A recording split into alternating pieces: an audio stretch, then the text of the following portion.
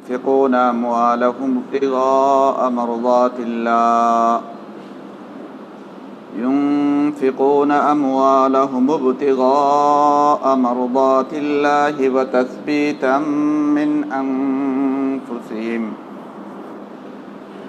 كمثل جنة بربوة أصابها وابل فآتت أكلها ضعفين فإن لم يصبها وابل فطل والله بما تعملون بصير صدق الله مولانا العظيم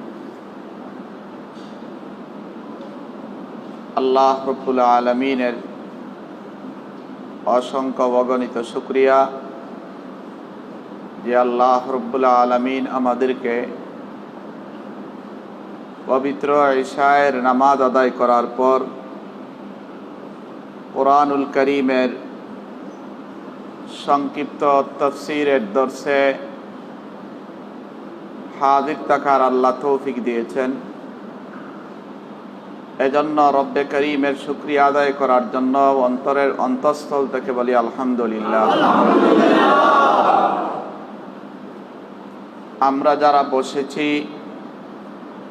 আল্লাহ আমাদের বসার মধ্যে ইখলাস দান করেন, আমাদের এই বসাটাকে আল্লাহ কবুল করে নিন।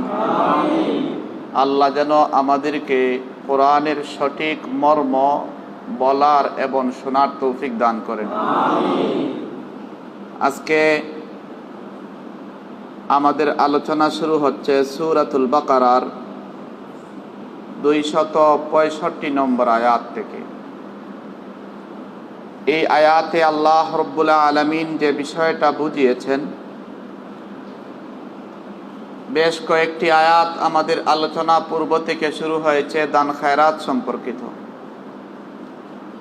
একজন মুমিন যখন দান খায়রাত করবে, দান খায়রাত করার সময় তার লক্ষ্য উদ্দেশ্য কি থাকবে, এই প্রসঙ্গে পূর্ব আয়াত এবং এই আয়াতেও আল্লাহ উল্লেখ করেছেন। মুমিন যখন তার সম্পদ আল্লাহর রাস্তার মধ্যে দান খায়রাত করবে, সেই দান খায়রাতের টার্গেট এবং মাকসাদ উদ্দেশ্য থাকতে হবে একমাত্র আল্লাহকে রাজি আর খুশি করা। ঠিক, আল্লাহকে রাজি আর খুশি করার নিয়তে যদি দান খায়রাত করে, তাহলে এমন দান খায়রাতটা আল্লাহর দরবারে কবুল হবে। আর যদি আল্লাহকে রাজি আর খুশি করা ব্যতীত মানুষ দেখানোর জন্য দান খায়রাত করে, তাহলে সেই দান খায়রাত আল্লাহর দরবারে কবুল। আল্লাহ এই আয়াতের মধ্যে বলেন, وَمَثَلُ الَّذِينَ يُنْفِقُونَ أَمْوَالَهُمُ ابْتِغَاءَ مَرْضَاتِ اللَّهِ, ওই সমস্ত লোকদের দৃষ্টান্ত যারা তাদের সম্পদকে আল্লাহর সন্তুষ্টি অর্জনের লক্ষ্যে দান করে। যারা তাদের সম্পদকে আল্লাহর সন্তুষ্টি অর্জনের জন্য দান করে, ওয়াতাসবিতাম মিন আনফুসিহিম, এবং তারা নিজেদেরকে পরিপক্ক করার উদ্দেশ্যে, দুই উদ্দেশ্যে তারা আল্লাহর রাস্তায় দান করবে। একটা হলো আল্লাহর সন্তুষ্টি অর্জন করা, আর আরেকটা হলো নিজেকে পরিপক্ক করা। আল্লাহর সন্তুষ্টি অর্জন, এটা তো আমরা বুঝি যে দান খায়রাত যখন করব তখন মানুষের মধ্যে এই নিয়ত থাকবে না আমাদের যে মানুষ আমাকে দানবীর বলবে, মানুষের মধ্যে আমি সুখ্যাতি অর্জন করব, মানুষের মধ্যে আমি একটা অবস্থান তৈরি করব। মানুষকে দেখানোর উদ্দেশ্যে না, দানটা হবে একমাত্র কার জন্য? আল্লাহ। মুসা আলাইহিস সালাতু ওয়াস সালামের যুগে একবার দুর্ভিক্ষ দেখা দিল। অনেক মানুষ অনাহারে মারা যাচ্ছে। এক মানুষ একটা মরুভূমি দিয়ে ভ্রমণ করতেছে। একটা অংশ অতিক্রম করার পর একটা মরুভূমিতে বিশাল বালুর একটা স্তূপ আর পাহাড় দেখতে পেয়েছে।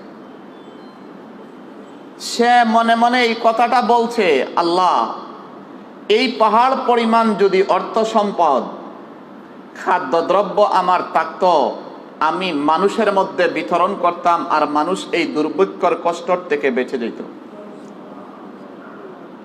এই ব্যক্তি যে মনে মনে এমন কথাটা বলেছে, আল্লাহর কাছে এই কথাটা কবুল হয়ে গেছে। তখন তো মুসা আলা নবী আলাইহিস সালাতু ওয়াস সালাম জীবিত। আল্লাহ তার নবীর কাছে ওহী পাঠিয়ে দিয়েছেন, অমুক এলাকায় এক ব্যক্তি এমন আকাঙ্ক্ষা করেছিল, তাকে জানিয়ে দাও সে এই পরিমাণ দান খায়রাত করলে, পাহাড় পরিমাণ দান খায়রাত করলে যে পরিমাণ সওয়াব পাওয়ার কথা, তার অন্তরে এমন কথা জাগ্রত হওয়ার কারণে আমি আল্লাহ তার আমল নামায় এই পরিমাণ সওয়াব দিয়েছি। উদ্দেশ্য ছিল মানুষের সেবা করে কার সন্তুষ্টি? আমিও আপনি যদি দান খায়রাত করে, একদিকে মানুষ উপকৃত হবে, আর এই দান খায়রাতের টার্গেট যদি তাকে কাকে সন্তুষ্ট করা? আল্লাহ। এজন্য দানটা আল্লাহর দরবারে কবুল হওয়ার পূর্ব শর্ত হইল যে আপনার আমার লক্ষ্য উদ্দেশ্য থাকতে হবে আল্লাহকে রাজি আর কি করা? খুশি করা। 2 নম্বর বিষয় আল্লাহ বলছেন, ওয়া তাসবিতাম মিন আনফুসিহিম, নিজেদেরকে পরিপক্ক করা। মানুষ স্বভাবগতভাবে, মানুষের স্বভাবের মধ্যেই সম্পদের প্রতি একটা মোহ আছে, সম্পদের প্রতি একটা আকর্ষণ আছে। সেই আকর্ষণ এবং মোহটাকে উপেক্ষা করে যদি সে দান খায়রাত করতে পারে, তাহলে তার নিজেকে পরিপক্ক হবে, সে তার ঈমানী চেতনা উজ্জীবিত হবে, সেই ঈমানী চেতনায় অত্যন্ত সুদৃঢ় হবে। আর এই ঈমানী চেতনায় মজবুত আর সুদৃঢ় হওয়ার কারণে তার মালের মধ্যেও আল্লাহ বরকত দিবেন। এবং এমন ব্যক্তি দান খায়রাতের দ্বারাও আল্লাহর সন্তুষ্টি অর্জন করতে পারবে। এজন্য ভাই, সম্পদের প্রতি মানুষের একটা টান, একটা আকর্ষণ, একটা মোহ আছে। সেই টান আকর্ষণ মোহটাকে উপেক্ষা করে যে না, আল্লাহর নির্দেশ হইল মানুষকে দান খায়রাত করা, আল্লাহর নির্দেশ আমার প্রতিও আসছে, এজন্য আমিও আল্লাহর রাস্তায় দান করে মানুষের অন্তরের মধ্যে মালের প্রতি যে আসক্ততা, এই রোগটাও দূর করতে হবে, কৃপণতার রোগটাও দূর করতে হবে, সাথে সাথে অন্যের প্রতি দয়া, অন্যের প্রতি অনুগ্রহশীল হতে হবে। এজন্য নিজে যখন কোনো ব্যক্তি দান খায়রাত করবে, 1 নম্বর নিয়ত থাকবে আল্লাহকে রাজি করা, 2 নম্বর নিয়ত থাকবে নিজেকে পরিপক্ক করা, পরিশুদ্ধ করা। এই 2 নিয়তে যখন কোনো মানুষ আল্লাহর রাস্তায় দান করবে, আল্লাহ এই দানটাকে দিন দিন বাড়িয়ে দেন। আল্লাহ বলছেন, মাসালুল লাযীনা ইউনফিকুনা আমওয়ালাহুম ইবতিগাআ মারদাতিল্লাহ ওয়া তাসবীতাম মিন আনফুসিহিম, যারা তাদের সম্পদকে আল্লাহর সন্তুষ্টি অর্জনের লক্ষ্যে এবং তাদের পরিপক্ক করার উদ্দেশ্যে দান করে, আল্লাহ বলেন তাদের দৃষ্টান্ত কামাথালি জান্নাতিন বিরাবওয়াহ, একটা পাহাড়ের উপরে একজনের একটা উদ্যান রয়েছে, একটা বাগান আছে। সেই বাগানটা বড় ভালো, একটা টিলার উপরে, একটা পাহাড়ের উপরে একটা বাগান। আমাদের পাহাড় অঞ্চলের মধ্যেও দেখা যায় ভাই, পাহাড়ের উপরে চা বাগান আছে। সিলেটের শ্রীমঙ্গল অঞ্চলে পাহাড়ের উপরে কি বাগান আছে ভাই? অনেক পাহাড়ের উপরে আছে আনারসের বাগান আছে, অনেক পাহাড়ের উপরে লেবুর বাগান আছে। পাহাড়ের উপরে পানি জমে থাকে না, কিন্তু এই অবস্থায়ও বাগানের ফসল সবুজ শ্যামল করে রাখেন কে? আল্লাহ। আল্লাহ বলেন, যারা আল্লাহকে রাজি করার নিয়তে নিজেকে পরিপক্ক করার উদ্দেশ্যে সম্পদ আল্লাহর রাস্তায় দান করে, কামাসালি জান্নাতিন বিরাবহ, উঁচু পাহাড়ে বাগানের মতো, আসাবাহা ওয়াবিল, যে পাহাড়ি বাগানের উপরে, টিলার উপরে যে বাগান, সেই বাগানের মধ্যে মুষলধার বৃষ্টি বর্ষণ হয়েছে। এখন যখন বাগানে মুষলধার বৃষ্টি বর্ষণ হয়েছে, এই মুষলধার বৃষ্টির বরকতে তার বাগানে ডবল দ্বিগুণ ফসল আল্লাহ উৎপন্ন করেছেন। কয় গুণ? দ্বিগুণ। আয়াতের মধ্যে মুফাসসিরিনে কেরাম তাফসীরের কিতাবের মধ্যে উল্লেখ করেছেন, বেশি বৃষ্টি বর্ষণ, এটার দ্বারা উদ্দেশ্য হলো মুমিন বেশি পরিমাণ আল্লাহর রাস্তায় দান করবে।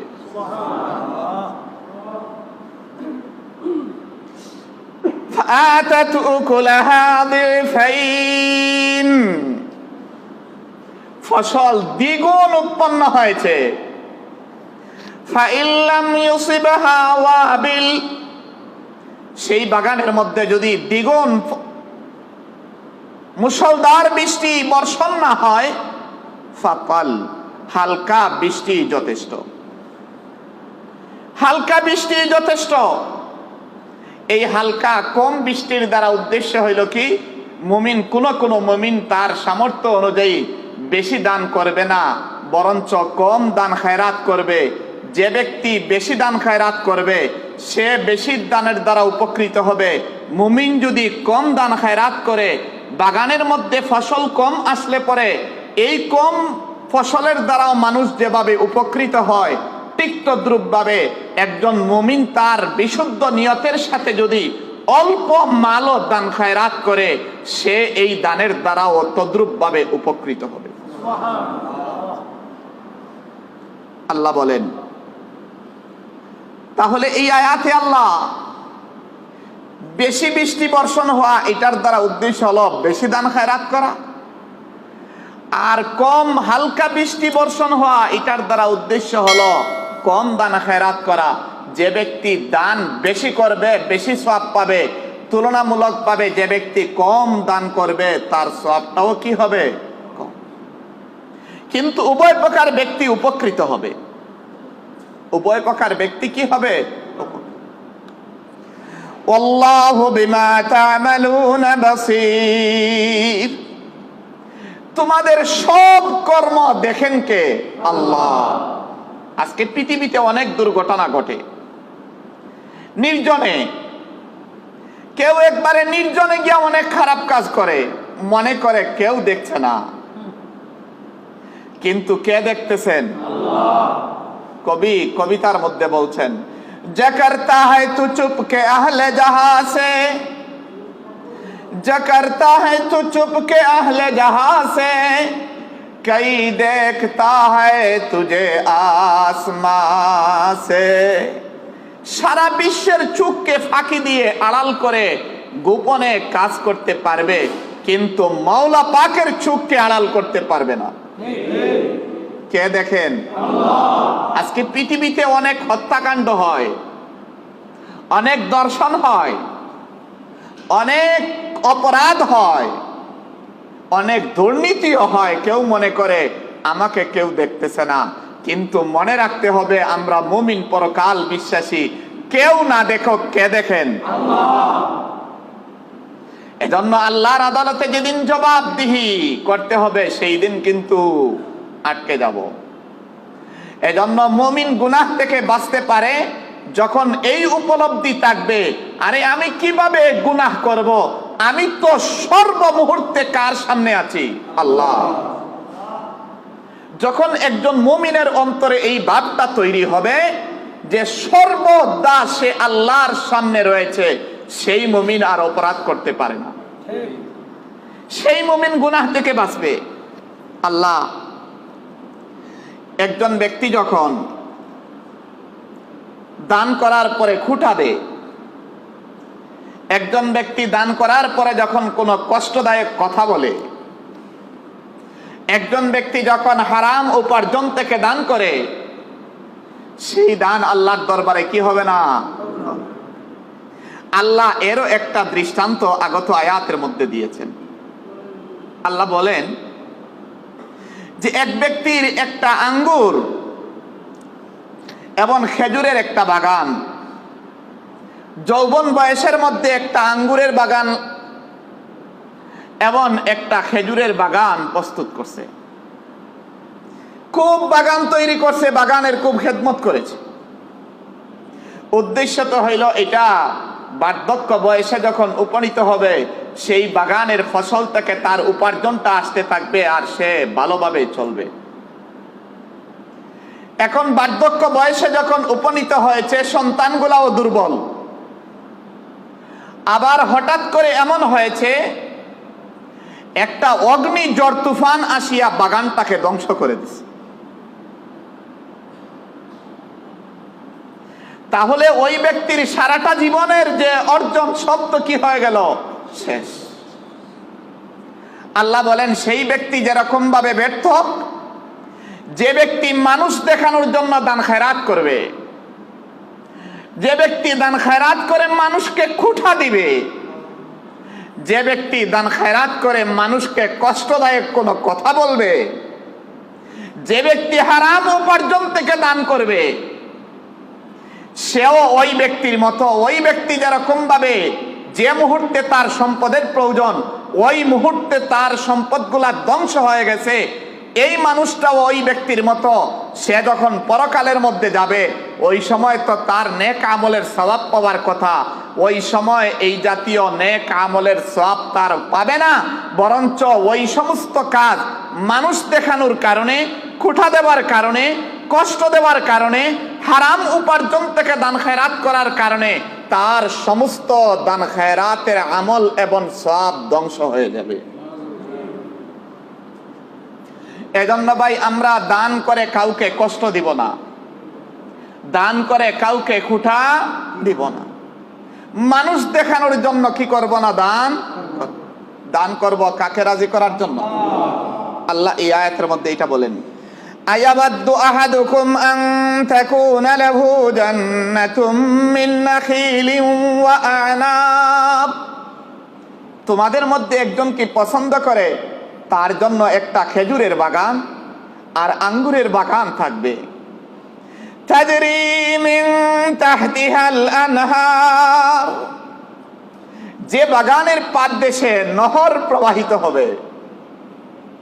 এখন বাগানটা তো যদি পানি সংশ্লিষ্ট বাগান হয়, তাহলে অন্যান্য বাগানের তুলনায় এই বাগানের মর্যাদা এবং শ্রেষ্ঠত্ব অনেক কি বেশি।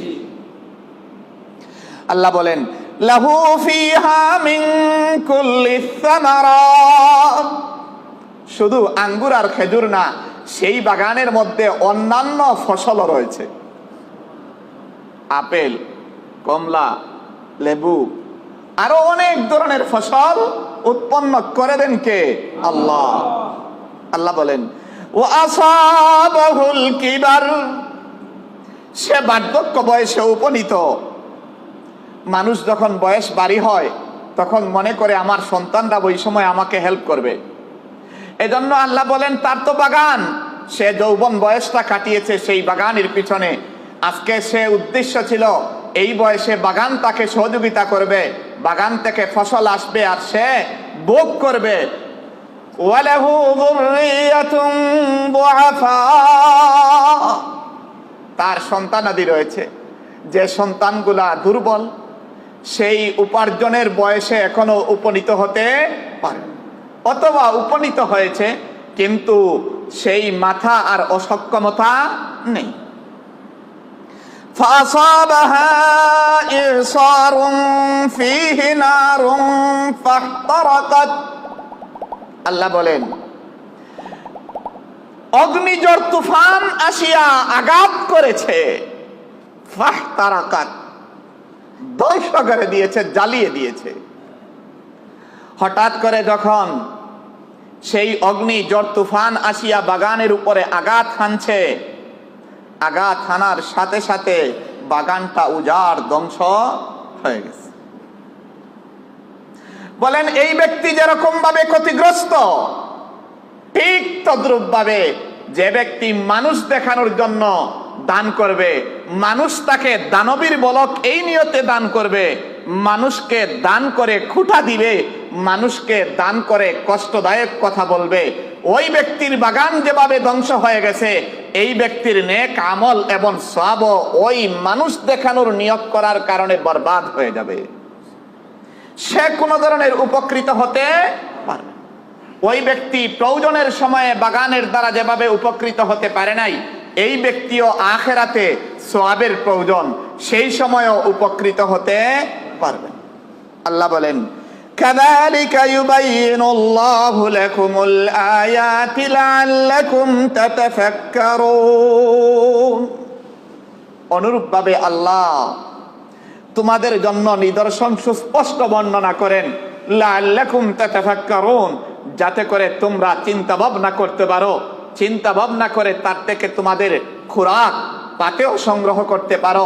আজকের এই দুই আয়াত থেকে আমরা শিক্ষা নিব ভাই, দান করব কাকে রাজি করার জন্য?